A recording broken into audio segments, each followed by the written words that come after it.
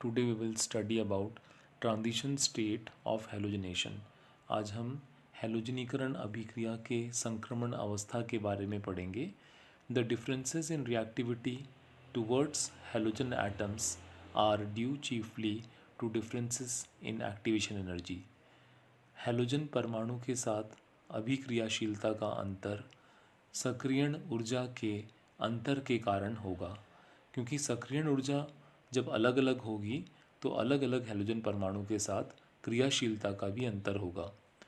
The more stable the radical then the lower the activation energy for its formation.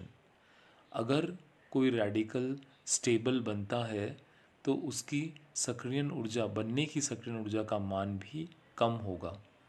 Means that the more stable the radical the more stable the transition state leading to its formation. अगर कोई radical ज़्यादा stable है तो उसके बनने के दौरान transition state संक्रमण अवस्था जो प्राप्त होती है वो भी अधिक स्थायी होगी और उससे बनने वाला मूलक भी अधिक स्थायी प्राप्त होगा. ये रिएक्शन देखें. इसमें रिएक्टेंट में अपन ने कार्बन हाइड्रोजन बॉन्ड दिखाया है. एक्स रेडिकल इसमें से हाइड्रोजन एटम को एब्स्ट्रैक्ट कर रहा है और यहाँ होमोलिटिक बॉन्ड क्लीवेज कार्बन और हाइड्रोजन के बीच में होगा. यहाँ देख रहे हैं ट्रांजिशन स्टेट जहाँ कार्बन और हाइड्रोजन का बॉन्ड टूटने के प्रोसेस में है और हाइड्रोजन और हैलोजन का बॉन्ड बनने के प्रोसेस में है. ट्रांजिशन स्टेट किसे कहते हैं?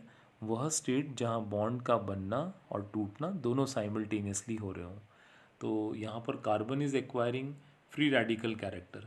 कार्बन में मूलक गुण आ रहा है क्योंकि वहाँ से समान विखंडन के द्वारा हाइड्रोजन परमाणु हट रहा है और हाइड्रोजन परमाणु एक्स परमाणु के साथ में बंध बनाना है. तो इस तरह से प्रोडक्ट बनते टाइम कार्बन पूर्ण रूप से रेडिकल में कन्वर्ट हो गया और एक HX बन गया. Factors that tend to stabilize the free radical tend to stabilize the incipient free radical in the transition state. जो फैक्टर रेडिकल को स्टेबलाइज करते हैं वो ही फैक्टर्स ट्रांजिशन स्टेट में बनने वाले रेडिकल को भी स्टेबलाइज करेंगे. जैसे 3 डिग्री रेडिकल हम जानते हैं कि ज़्यादा स्टेबल है, तो 3 डिग्री रेडिकल के बनते समय उसका जो ट्रांजिशन स्टेट होगा उसकी भी स्टेबिलिटी ज़्यादा होगी. Molecular structure and rate of reaction. Stability of transition parallels stability of radical. Radical की जो स्टेबिलिटी होती है उसी के हिसाब से उनके ट्रांजिशन स्टेट्स की स्टेबिलिटी होगी. यहाँ इन दोनों ग्राफ में आप ध्यान से देखें. इसमें हमने एक प्रोपेन का मॉलिक्यूल पहले वाले ग्राफ में लिया है जहाँ वाई एक्सिस पे पोटेंशियल एनर्जी और एक्स एक्सिस पे प्रोग्रेस ऑफ रिएक्शन प्लॉट किया है. प्रोपेन के ग्राफ में Br रेडिकल के द्वारा सेकेंडरी कार्बन पे से H एटम को एब्स्ट्रैक्ट कर रहे हैं.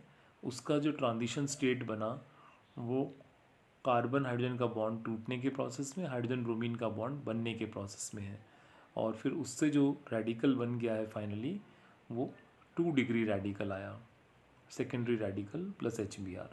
इसी तरह से दूसरे वाले ग्राफ में 2 मिथाइल प्रोपेन दिखाया जहां हमने टर्शरी हाइड्रोजन के बॉन्ड को होमोलिटिक क्लीवेज दिया है और Br रेडिकल उस H एटम को एब्स्ट्रैक्ट कर रहा है जो टर्शरी हाइड्रोजन है और आप देख रहे हैं कि उसका ट्रांजिशन स्टेट की जो एनर्जी है वो थोड़ी कम है ना. इसलिए ट्रांजिशन स्टेट में भी टर्शरी रेडिकल ज़्यादा स्टेबल है और यहाँ सेकेंडरी हाइड्रोजन को हटाते टाइम बनने वाले ट्रांजिशन स्टेट की एनर्जी ज़्यादा है तो उसकी स्टेबिलिटी भी थोड़ी कम होगी.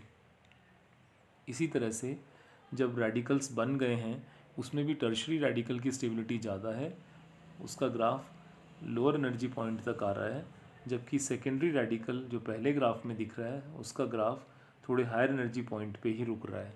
तो आप देख रहे हैं stabilisation of the radical. Radical में भी 3 डिग्री रेडिकल की स्टेबिलिटी दिख रही है ज़्यादा क्योंकि ग्राफ नीचे तक आ रहा है, पोटेंशियल एनर्जी कम हो रही है. और उसी तरह से ट्रांजिशन स्टेट्स भी कंपेयर करें तो टर्शरी के रेडिकल के लिए जो ट्रांजिशन स्टेट आया है उसकी एनर्जी सेकेंडरी के ट्रांजिशन स्टेट की एनर्जी से थोड़ा कम है. तो इस तरह से जो रेडिकल स्टेबल होते हैं उनके ट्रांजिशन स्टेट भी ज़्यादा स्टेबल होते हैं, उनके ट्रांजिशन स्टेट में भी एनर्जी थोड़ी कम होती है, तो एक्टिवेशन एनर्जी की वैल्यू स्टेबल रेडिकल्स के लिए कम होगी। Now will study about reactivity and selectivity. Reactivity, it attack on alkanes, the bromine atom is much more selective than the chlorine atom. क्रियाशीलता और वरण क्षमता, जो रिएजेंट अधिक क्रियाशील होते हैं उनकी वरण क्षमता कम होती है, और जो कम क्रियाशील होते हैं उनकी वरण क्षमता अधिक होती है। ये ठीक उसी तरह से है जैसे मान लीजिए किसी ग्राउंड पर हमने एक टेबल रख दी, उस टेबल पर हमने बहुत सारे फ्रूट्स रखे और दौड़ने वालों को कहा कि उस टेबल पे से फ्रूट उठाना है। जो तेज़ी से दौड़ रहा होगा, जैसे यहाँ हमारा क्लोरीन ज़्यादा रिएक्टिव होता है, सपोज़ वो तेज़ी से दौड़ रहा है तो उसके हाथ में जो भी फ्रूट आएगा वो वही ले लेगा। तो इस तरह से क्लोरीन जो है उतना सेलेक्टिव नहीं है, क्योंकि वो ज़्यादा रिएक्टिव है इसलिए उसकी सेलेक्टिविटी कम हो गई। उसने फ्रूट्स में से चॉइस नहीं किया और कोई सा भी फ्रूट ले लिया। उसी तरह से क्लोरीन जब रिएक्शन शो करेगा तो वो एल्केन के किसी भी हाइड्रोजन को हटा सकता है ना, तो वो सेलेक्टिव नहीं है हाइड्रोजन हटाने की टेंडेंसी में। उसी तरह से ब्रोमीन उस धीरे दौड़ने वाले की तरह है, और उसे अगर मान लीजिए सेलेक्टिवली ग्रेप्स ही उठाने हैं टेबल पे से तो वो ग्रेप्स ही उठाएगा। इसी तरह से ब्रोमीन लेस रिएक्टिव है तो वो ज़्यादा सेलेक्टिव होगा और वो टर्शरी हाइड्रोजन एटम को ही एब्स्ट्रैक्ट कर पाएगा। तो इस तरह से जो ज़्यादा रिएक्टिव चीज़ होती हैं वो कम सेलेक्टिव होंगी और जो कम रिएक्टिव हैं वो अधिक सेलेक्टिव होंगी।